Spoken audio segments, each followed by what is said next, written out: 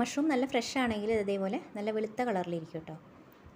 ഇത് പിന്നെ കുറച്ച് മണ്ണും പൊടിയൊക്കെ ഉണ്ടാവും. അത് നമ്മൾ വെള്ളം ഒഴിച്ചിട്ട് കൈകൊണ്ട് പതുക്കേനൊന്ന് ഉരച്ച് കഴുകിയാൽ മതി.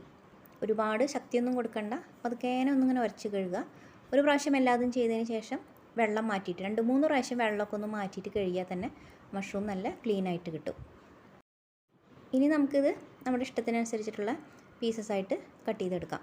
വലിയ മഷ്റൂമൊക്കെ ആണെങ്കിൽ ഒരു 4 പീസൊക്കെ ആയിട്ട് കട്ട് ചെയ്യാം, അതല്ലെങ്കിൽ 2 പീസായിട്ട് കട്ട് ചെയ്താൽ മതി. അപ്പോൾ ഞാൻ ഇന്ന് ഈ മഷ്റൂം കൊണ്ട് ചില്ലി മഷ്റൂമാണ് കേട്ടോ ഉണ്ടാക്കാൻ പോകുന്നത്. അതിന് വേണ്ടി ഒരു സബോള, ക്യാപ്സിക്കം, സ്പ്രിംഗ് ഒണിയൻ, ഇഞ്ചി, വെളുത്തുള്ളി. അപ്പോൾ ഇഞ്ചി 1 ടീസ്പൂൺ ആണെങ്കിൽ വെളുത്തുള്ളി 2 ടീസ്പൂൺ ഉണ്ടാവണം. എപ്പോഴും വെളുത്തുള്ളി കുറച്ച് കൂടുതൽ എടുക്കുക കേട്ടോ. അത് നല്ല ചെറുതായിട്ട് തന്നെ കട്ട് ചെയ്തിട്ട് എടുക്കണം. സബോള നമുക്ക് ഒരു ചതുര ഷേപ്പിൽ കട്ട് ചെയ്തെടുക്കാം. അതിന് വേണ്ടി ആദ്യം 2ആയിട്ടൊന്ന് കട്ട് ചെയ്യുക, പിന്നെ അതിൻ്റെ ഇതളുകളൊക്കെ ഒന്ന് പിരിച്ചിട്ടെടുക്കാം.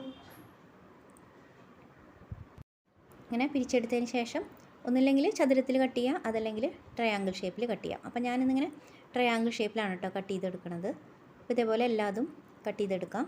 ഇതേപോലെ തന്നെ നമുക്ക് ക്യാപ്സിക്കവും ട്രയാങ്കിൾ ഷേപ്പിൽ തന്നെ കട്ട് ചെയ്തെടുക്കാം. അപ്പോൾ ഇങ്ങനെ നീളത്തിലൊന്ന് മുറിച്ചെടുക്കുക. അതിന് ശേഷം ഇതേപോലെ ട്രയാങ്കിൾ ഷേപ്പിൽ കട്ട് ചെയ്തെടുക്കാം. അതല്ലെങ്കിൽ നമുക്ക് ഇഷ്ടം കേട്ടോ, ചതുര ഷേപ്പിൽ വേണമെങ്കിൽ ചതുര ഷേപ്പിൽ തന്നെ കട്ട് ചെയ്തെടുക്കാം. അപ്പോൾ ഞാൻ രണ്ടും ട്രയാങ്കിൾ ഷേപ്പിലാണ് കട്ട് ചെയ്തെടുത്തേക്കുന്നത്. എരിവിനനുസരിച്ചിട്ട് പച്ചമുളക് ചേർത്ത് കൊടുക്കാം. നല്ല എരിവുള്ള പച്ചമുളകാണെങ്കിൽ 1 മതി, അല്ലെങ്കിൽ 2 എണ്ണമൊക്കെ ചേർത്ത് കൊടുക്കാം. അതും ഇങ്ങനെ ചെറുതായിട്ട് തന്നെ കട്ട് ചെയ്തെടുക്കാം. അതുപോലെ തന്നെ സ്പ്രിംഗ് ഓണിയൻ്റെ വെള്ള ഭാഗവും അതുപോലെ പച്ച ഭാഗവും തനിയായിട്ട് തന്നെ ചെറുതായിട്ട് മുറിച്ച് മാറ്റി വയ്ക്കാം. നന്നായിട്ട് കഴുകി വെച്ചേക്കുന്ന മഷ്റൂമാണ് ഇത്. 2ആയിട്ട് കട്ട് ചെയ്തെടുക്കാം. ഇനി നമുക്ക് ഈ മഷ്റൂമിൽ എന്തെങ്കിലും പൊടിയോ മണ്ണോ എന്തെങ്കിലും ഉണ്ടെങ്കിൽ അത് പോകാൻ വേണ്ടിയിട്ട് ഒരു പാത്രത്തിൽ കുറച്ചധികം വെള്ളം വയ്ക്കുക. എന്നിട്ട് അതിലേക്ക് ഈ മഷ്റൂം ഇട്ട് കൊടുക്കാം. മഷ്റൂം ഇട്ടിട്ട് ഒരുപാട് നേരം തിളപ്പിക്കാനൊന്നും പാടില്ല. ഒരു 30 സെക്കൻഡൊക്കെ മതി. ഒന്ന് ഇട്ടിട്ട് നമുക്ക് വീണ്ടും അത് വെള്ളത്തിൽ നിന്ന് എടുത്തിട്ട് നല്ല തണുത്ത വെള്ളത്തിലേക്ക് ഇട്ട് കൊടുക്കാം. അപ്പോൾ എക്സ്ട്രാ എന്തെങ്കിലും മണ്ണും പൊടിയൊക്കെ ഉണ്ടെങ്കിൽ അത് പോയി കിട്ടും. കൂടുതൽ നേരിട്ട് തിളപ്പിക്കരുത്. അങ്ങനെ തിളപ്പിച്ച് കഴിഞ്ഞാൽ പിന്നെ മഷ്റൂം ഒരുപാട് ചുരുങ്ങിപ്പോവും. ഇത് ഈ വെള്ളത്തിൽ നിന്ന് എടുത്തിട്ട് ഉടനെ തന്നെ നമുക്ക് നല്ല തണുത്ത വെള്ളത്തിലേക്ക് ഇട്ട് കൊടുക്കാം. അപ്പോൾ വീണ്ടും മഷ്റൂം ഒരുപാട് വെന്ത് പോവുകയൊന്നുമില്ല, അതേപോലെ തന്നെ ഉണ്ടാവുകയും ചെയ്യും.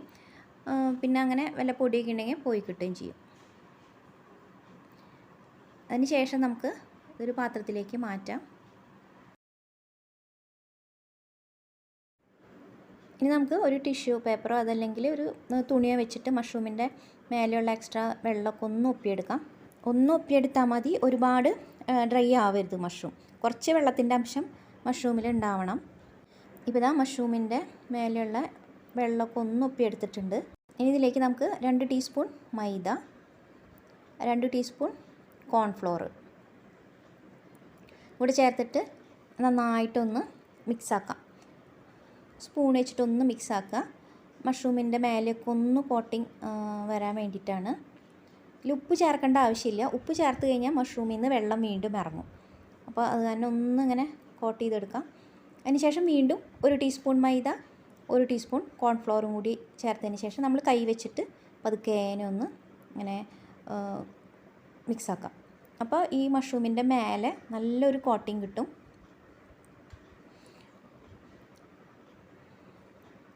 ഇതേപോലെ കണ്ട നല്ലൊരു കോട്ടിങ് വന്നിട്ടുണ്ട്. ഇനി ഇത് നമുക്ക് എണ്ണയിലൊന്ന് വറുത്തെടുക്കണം. ഞാൻ അധികം എണ്ണയൊന്നും ഒഴിച്ചിട്ടില്ല, കുറച്ച് എണ്ണ ഒഴിച്ചിട്ടുള്ളൂ. 2 ട്രിപ്പായിട്ട് മഷ്റൂം ഒന്ന് വറുത്തെടുക്കാം. ഒരുപാട് ക്രിസ്പി ആയിട്ട് നമ്മൾ ആദ്യം വറുത്തെടുക്കണ്ട, ഒന്ന് വറുത്തെടുക്കുക. അതിന് ശേഷം പിന്നെ നമുക്ക് വീണ്ടും ഒന്നും കൂടി വറുത്തെടുക്കുക. അങ്ങനെ ചെയ്താൽ മതി. അപ്പോഴാണ് നല്ല ക്രിസ്പി ആയിട്ട് വരുള്ളൂ. ഒരു ലൈറ്റ് കളറൊന്ന് മാറി വരുമ്പോൾ നമുക്കിത് എടുക്കാം. ഒരു 2 മിനിറ്റ് നേരമൊക്കെ ഒന്നിങ്ങനെ വറുത്തെടുത്താൽ മതി. അപ്പോൾ അതിൻ്റെ കളറൊക്കെ ഒന്ന് മാറി വരും. ഇപ്പോൾ കളറൊക്കെ ഒന്ന് മാറി വന്നിട്ടുണ്ട്. ഇനി നമുക്കിത് എടുക്കാം. ഒരു പാത്രത്തിലേക്ക് മാറ്റാം. എല്ലാം വറുത്തെടുത്തതിന് ശേഷം നമുക്ക് ചില്ലി മഷ്റൂമിലേക്കുള്ള സോസ് ഉണ്ടാക്കാം. സോസ് ഉണ്ടാക്കൽ പെട്ടെന്ന് കഴിയും.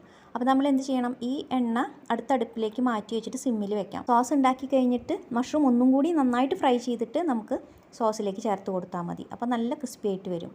അപ്പോൾ സോസ് ഉണ്ടാക്കാൻ വേണ്ടിയിട്ട് ഒരു പാൻ വെച്ചിട്ട് അതിലേക്ക് നമ്മൾ അരിഞ്ഞു വെച്ചിരിക്കുന്ന ഇഞ്ചി, വെളുത്തുള്ളി,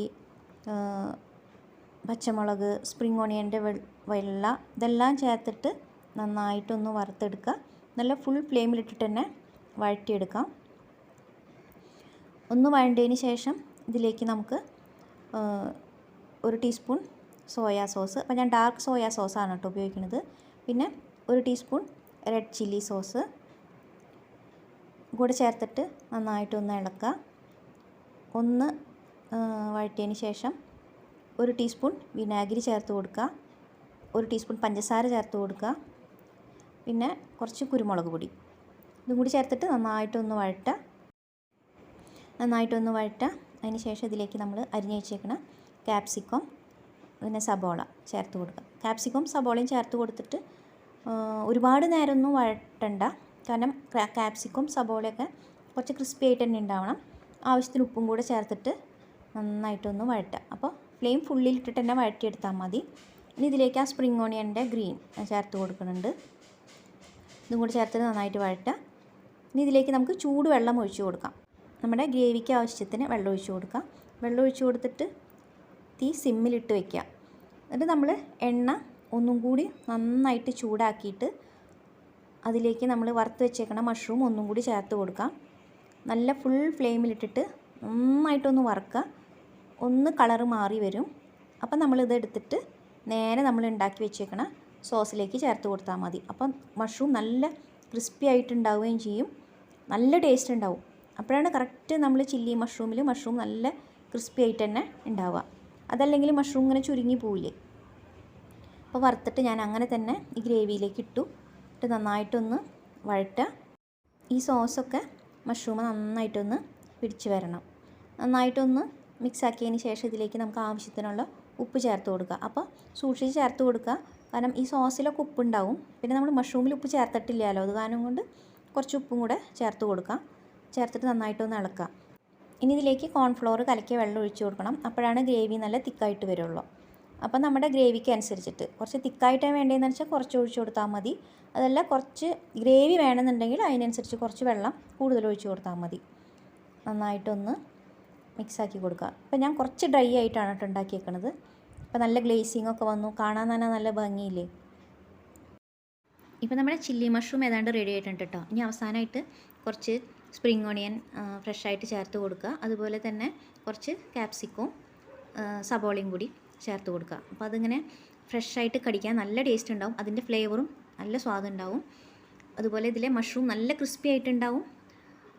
നിങ്ങളെല്ലാവരും ഉണ്ടാക്കി നോക്കിയിട്ട് അഭിപ്രായം പറയാൻ മറക്കരുത്. ഇഷ്ടമായെങ്കിൽ ഷെയർ ചെയ്യണം, കമൻറ്റ് ചെയ്യണം, ലൈക്ക് ചെയ്യണം, ചാനൽ സബ്സ്ക്രൈബ് ചെയ്യണം. അടുത്ത വീഡിയോയിൽ കാണാം.